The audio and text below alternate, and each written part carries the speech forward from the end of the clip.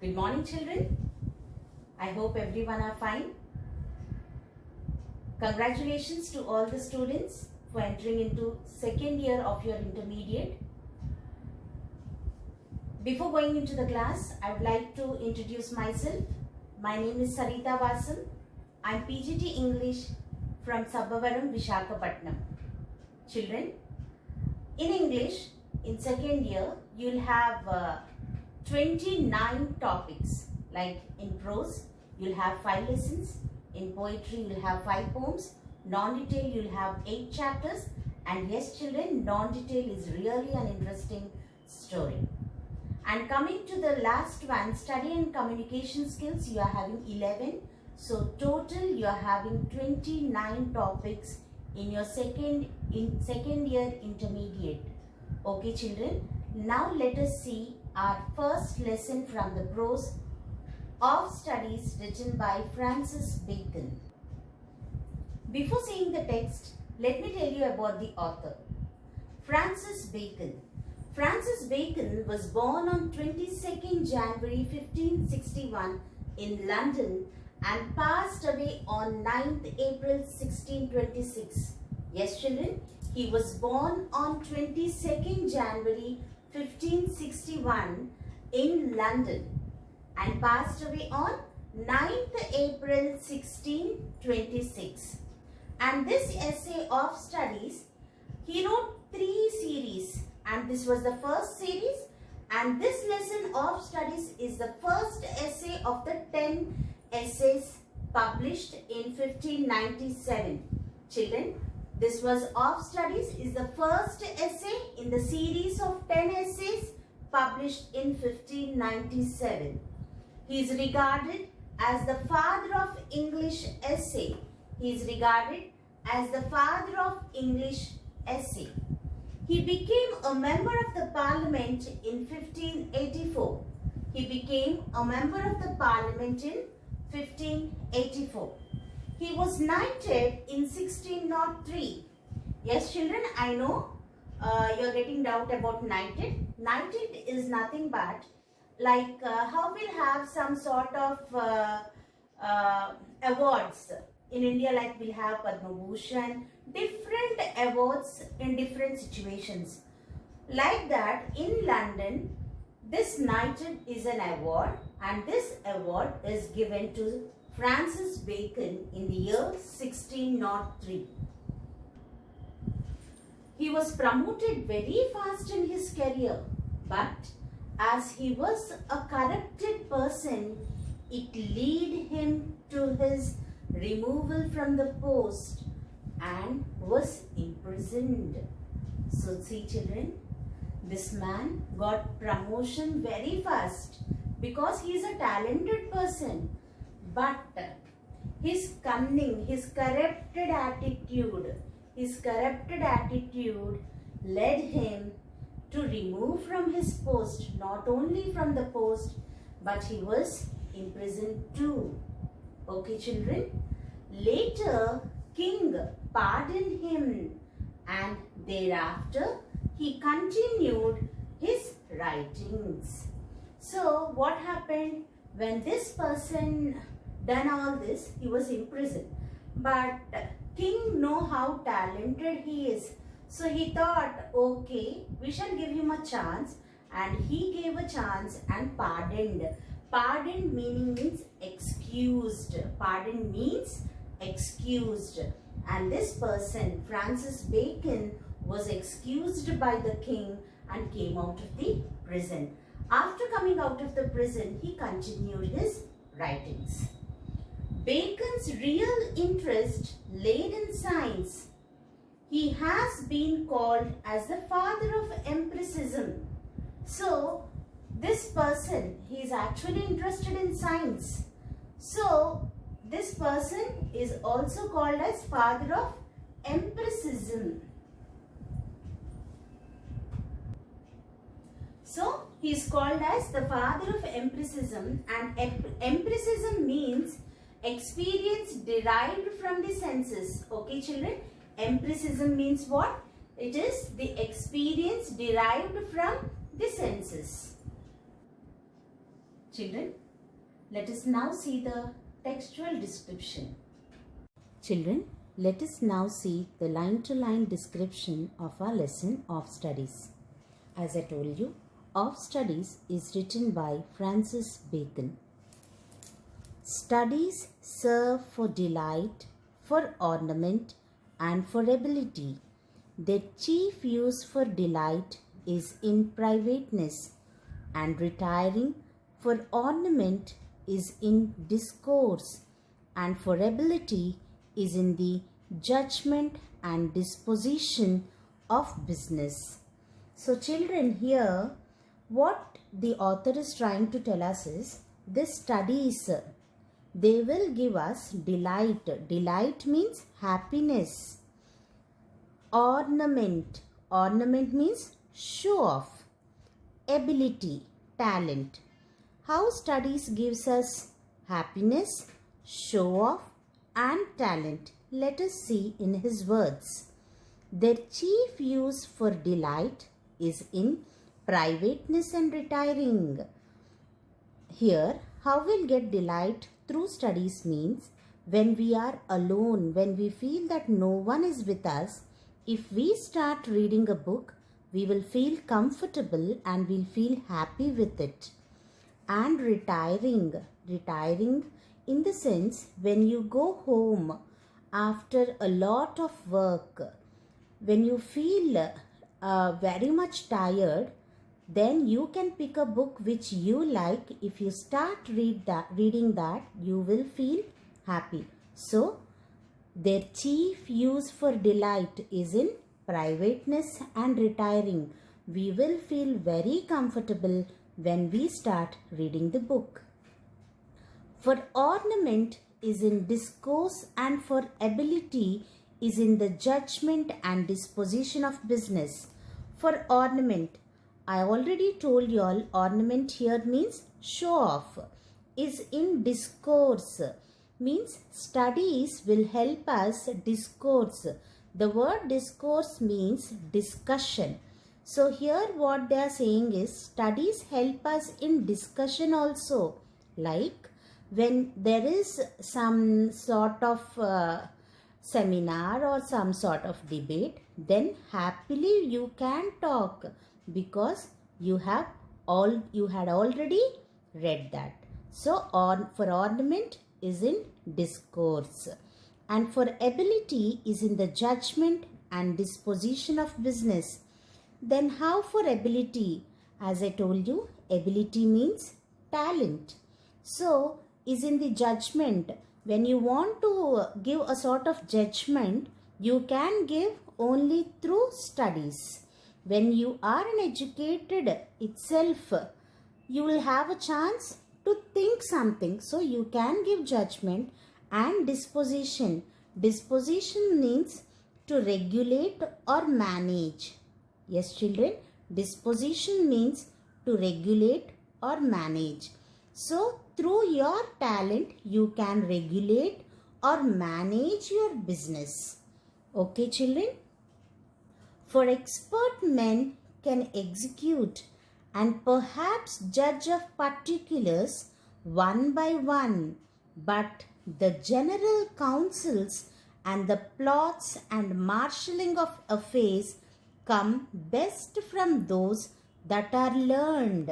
So what here the author is trying to tell us is, for expert men can execute.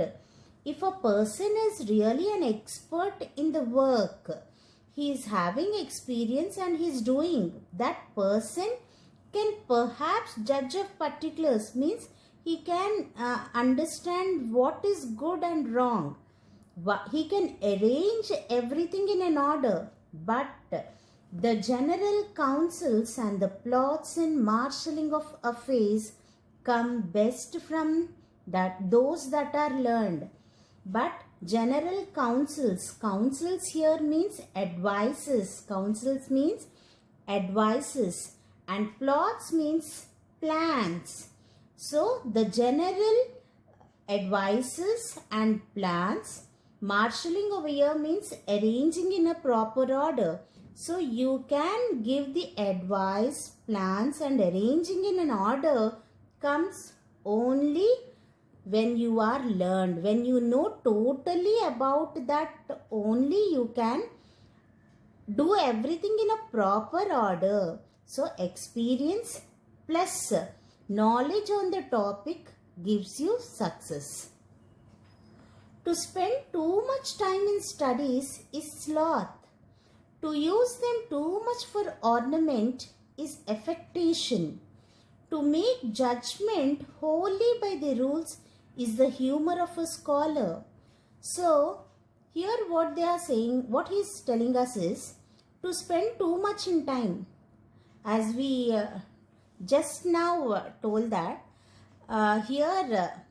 if we read something, we feel very happy. But continuously if you read something, you feel sloth. Sloth means lazy. You will become lazy. To use them too much for ornament is affectation. Too much for ornament here means because you are a learned person, and if you start arguing something on the other, means whatever you are trying to say is only correct. If you start behaving in such a way, it will become affectation. Affectation means show off. To make judgment wholly by the rules is the humor of a scholar. So here what he is telling us is, to make judgment wholly by the rules means something is written in a book. If you start following the same thing everywhere, what will become is, it will become a joke. For example, if a child is crying, in a book it was written that if a child cries, if you give a toffee, he will stop crying. So you had learned that, and once you have seen a wounded child bleeding, and you went there and you have given him a chocolate, but still he didn't stop crying. Why? Then whom you will question it? Because it was written in the book and you read it. If you start following it, it will become a joke. Everyone nearby will start laughing, because you have to think accordingly. Means you have to be spontaneous. You have to think which is correct and wrong.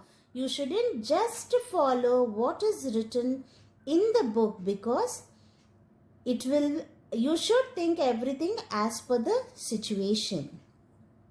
They perfect nature and are perfected by experience.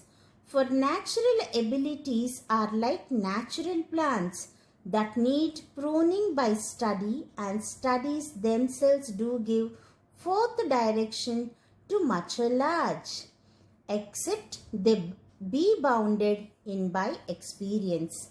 So here what author is telling us is, studies is just a natural ability. Like some people will dance very nice, and some will sing, some they'll write poets very easily, they'll speak spontaneously. All these sort of things comes naturally to few people. The same way how it comes in the nature. For example, plants. When plants grow, they'll come bigger. When they come in such a way, we will prune it so that it will grow well. Prune here means to cut, to give shape. The same way, through education, we have to give pruning to our studies also. Means we have to keep our mind. Our mind also should be pruned through studies. And we should go forth. Means we should move forward with that direction which is correct. And that comes only through experience along with studies. Crafty men condemn studies, simple men admire them, and wise men use them. So here, crafty men condemn studies. Crafty here means cunning. The person who is who feels he is a clever person who uses his intelligence for cunning attitudes, he will say that education, he will undervalue the education. Content means undervalue. So he will undervalue the education. Simple men admire them. So simple men, he will say, yes, education is really great. And wise men use them. Wise men, intelligent person will not just think about studies. He will use them.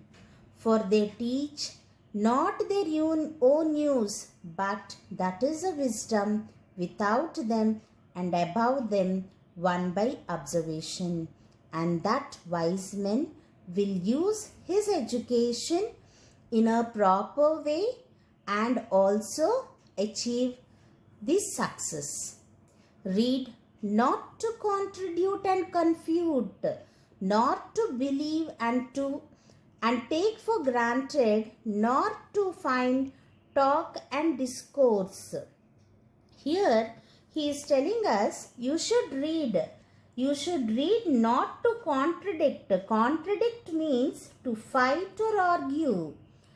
And confute. Confute means to prove a person to be wrong. Means you should not read to have an argument or prove someone that they are wrong.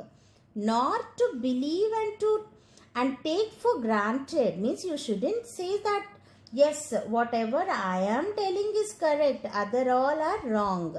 Nor to find talk and discourse. So he is saying that you should not read for discussion or proving that you are the right person in everything.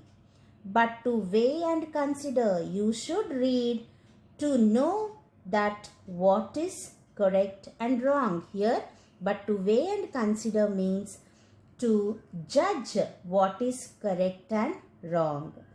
Some books are to be tasted, others to be swallowed, and some few to be chewed and digested. That is, some books are to be read only in parts, others to be read but not curiously, and some few to be read wholly with diligence, that would be, and attention. Here children, what the author is telling us is, some books are to be tasted, means he is telling that you should read some books. For example, you'll have few points in which you feel that it is good, so you can read. You have to take all the important thing from that. That's it. Others to be swallowed, and some you have to take the utmost important thing and leave the other thing. And some few to be chewed and digested. That is, some books are to be read only in parts, other to be read but not curiously, and some few to be read wholly and with diligence and attention. What he is telling us is, some books you should read with utmost attention, because every word in it, every sentence in it will be very good, that you shouldn't miss that. For example, you'll take a medicine. What you'll do that? You'll just put it in your mouth and just swallow it, because you feel that, okay, because it is medicine, we can't chew it. But if you like something, what you'll do? You'll keep in your mouth, you'll just chew it and then send it inside. The same way here, with the books also he's telling us, because sometimes we see the color or the quality of a book and we will think that yes, this book is very good. No, that is incorrect. So only they say is that never judge a book by its cover. So here what we have to do, we have to see some books in which it is important for us, and we have to just see the important thing and leave it. And some you have to swallow it, means the main points, and some you have to read it totally with attention. Some books also may be ready by deputy and extracts made of them by others, but that would be only in the less important arguments and the meaner sort of books, else distilled books are like common distilled water, flashy things. What the author is telling us here is, he is telling us that some books are just like distilled water. Distilled water, you know, that purified water, in that which we will not have any sort of minerals, we'll just get water, just nothing in it. The same way, some books we will not have anything, just flashy, means it is just sparky, it's attractive, maybe the quality of a paper or something, but there will be nothing inside. Reading maketh a full man, conference a ruddy man, and writing an exact man. Here, reading maketh a full man. So here, with reading, we will become a full man. Conference means discussions, makes us a ready man, and writing an exact man. If you write something, that means that you are complete. And therefore, if a man write little, he had need have a great memory. If he confer little, he had need have a present wit. And if he read little, he had need have much cunning, to seem to know that he doth not. Here, what the author is telling us is, if a man writes little, he should try to get more memory, because he writes very little. If he confer little, if he discusses little, it means that he should try for the spontaneity, the presence of mind. He should work hard for that. And if he read little, he had need have much cunning. If he reads little, it means that he is having no skills, no much skills. So, to seem to know that he doth not. Doth not means does not. Histories make men wise, poets witty, the mathematics subtle, natural philosophy deep, moral grave, logic and rhetoric able to contend. So here what the author is telling us is, if you read history, it means we become, the person who reads history will become very intelligent. And poets witty. Witty means, just now I told, presence of mind. Because poet will have that presence of mind. He will get the thoughts in a very spontaneous way. The mathematics subtle. Subtle means clever. Natural philosophy deep. If you start reading about the natural philosophy, you will have a deep knowledge. You will go through deep, very deep in everything. You will start thinking about everything.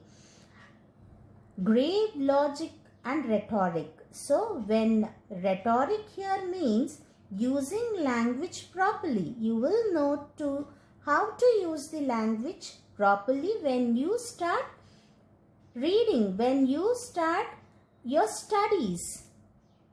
Able to contend, when you start reading everything, you will be able to use your language properly, and in anything you can, because you will able to contend. Contend here means argue. You will able to speak. Abium studio in mores. These are the Latin line. This is a Latin line. It means that studies determining character. Abium studio in mores. It means studies determining character. Means through studies we can know the character of a person, or the character of a person proves how much he is educated. Nay, there is no stond or impediment in the wit. Stond means to stop or halt. Means there will be no halt or stop in the Wit means presence of mind, but may be wrought out by fit studies. We can change if there is any trouble or anything which is incorrect. We can shape it out. We can prune it in a correct way through studies. Like as diseases of the body may have appropriate exercises. Bowling is good for the stone and reins. Here what the author is telling is, we have many exercises for different parts of the body and also for the diseases. Means if we have a problem at a place in our body, we can have some sort of exercise. Like if you do bowling, you will your reen means kidney. You will not have the problem with the kidney. Shooting for the lungs and breast. If you practice shooting, you will not have a problem with your lungs and breast. It is good for your lungs and breast. Gentle walking for the stomach. If you walk gently, it is good for your stomach. Riding for the head.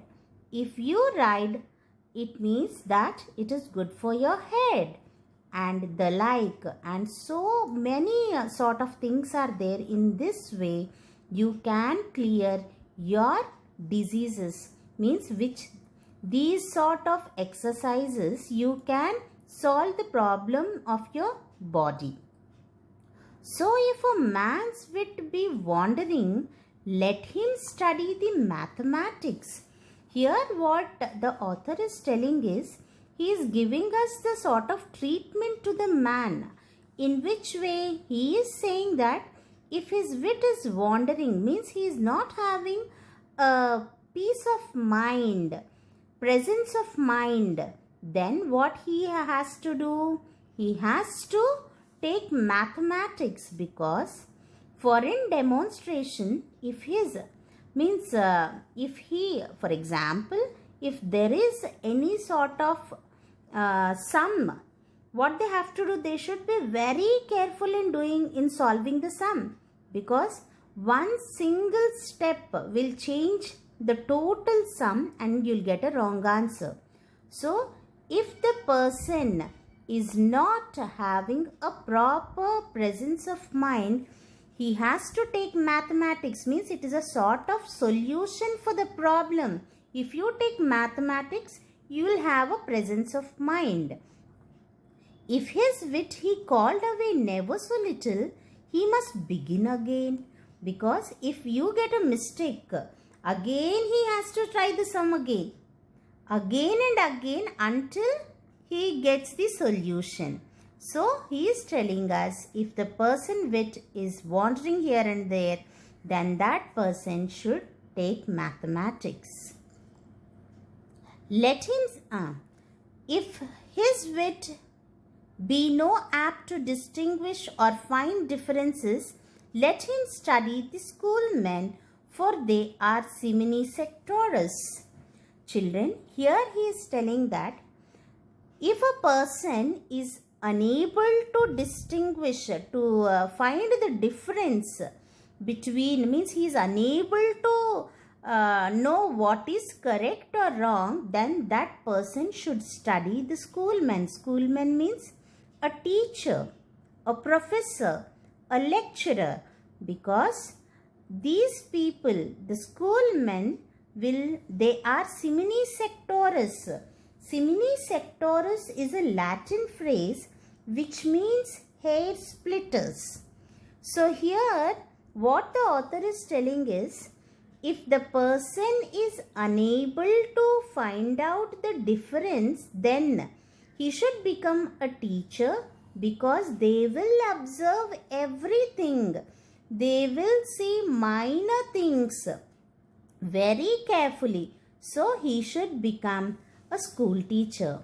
If he be not apt to beat over matters and to call upon one thing to prove and illustrate another, let him study the lawyer's cases. So what here the author is telling is, if a person is unable to find out the difference, means he is unable to go for an argument or win something or explain something, then he should study the lawyer's cases, because lawyer's cases, they will read something and they know they will argue in such a way that what they are arguing and is correct. They will prove themselves that their argument is correct. So such sort of people who are unable to illustrate something, they should study the lawyer's cases. So every defect of the mind may have a special receipt. So in this way, what the author is telling us is, every defect, whatever the problem is with your mind, will have a special receipt, means will have a solution. As we say that for every problem there is a solution. Let us see few meanings which will help you in your reading of text. So let us see: delight, happy; ability, talent; privateness, alone; retiring, tired; discourse, discussion; disposition, manage; counsels, advice; plots, plan; sloth, laziness; humor, joke; contemn, undervalue; contradict, to argue; confute, to prove a person to be wrong; diligence, carefully; extracts, summary. We use this word when in the text, when the author is telling us to read some books written extracts by someone, means he is telling us to just read the summary, it's enough. So there he used this word extracts, summary. Subtle, clever; stoned, stop; reins, kidneys. Children, here in our text, author used some Latin words. Okay, the reason behind using Latin words is, he feels that Latin is a posh language than English. Posh means rich. He feels that Latin is a posh language, so he used some Latin phrases in his text. So let us see what is the meaning of these Latin words. Abuent, studia, in mores. Abuent, studia, in mores, which means studies determining character. Abuent, studia, in mores, which means studies determining character. And coming to the next one, simini sectoris. Simini sectoris means hair splitters. Simini sectoris means hair splitters. Okay children, I hope you understood the lesson, and these meanings will help you while you are reading the text. I request all the students to go through the lesson twice or thrice, so that it will help you in writing your annotations and short answers. I hope everyone understood the lesson. Stay home, stay safe. Thank you all.